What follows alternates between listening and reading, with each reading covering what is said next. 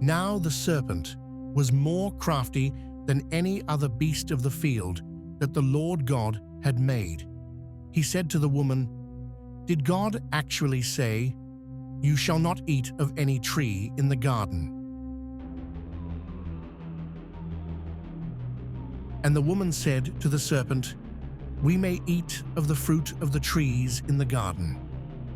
But God said, "You shall not eat of the fruit of the tree that is in the midst of the garden, neither shall you touch it, lest you die."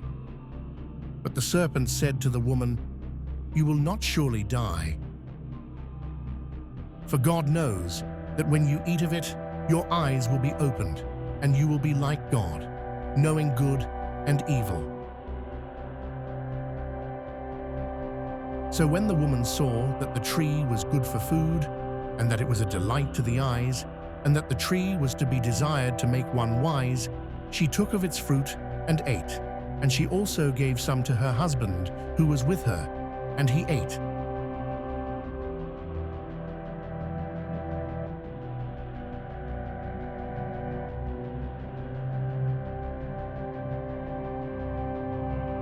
Then the eyes of both were opened, and they knew that they were naked, and they sewed fig leaves together and made themselves loincloths.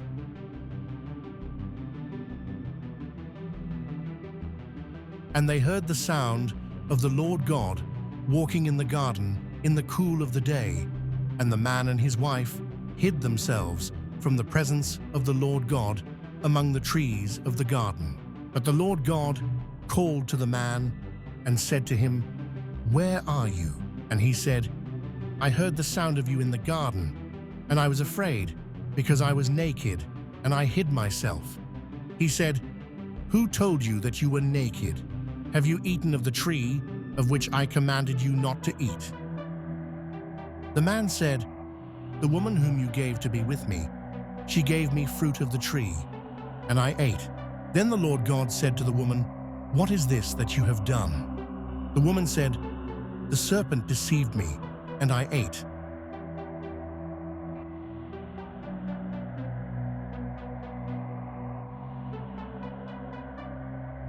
The Lord God said to the serpent, "Because you have done this, cursed are you above all livestock and above all beasts of the field. On your belly you shall go, and dust you shall eat all the days of your life. I will put enmity between you and the woman, and between your offspring and her offspring. He shall bruise your head, and you shall bruise his heel." To the woman he said, "I will surely multiply your pain in childbearing. In pain you shall bring forth children. Your desire shall be for your husband, and he shall rule over you." And to Adam he said, "Because you have listened to the voice of your wife, and have eaten of the tree of which I commanded you, you shall not eat of it. Cursed is the ground because of you. In pain you shall eat of it all the days of your life. Thorns and thistles it shall bring forth for you, and you shall eat the plants of the field. By the sweat of your face you shall eat bread, till you return to the ground, for out of it you were taken. For you are dust, and to dust you shall return." The man called his wife's name Eve, because she was the mother of all living. And the Lord God made for Adam and for his wife garments of skins, and clothed them. Then the Lord God said, "Behold, the man has become like one of us in knowing good and evil. Now, lest he reach out his hand and take also of the tree of life, and eat, and live forever."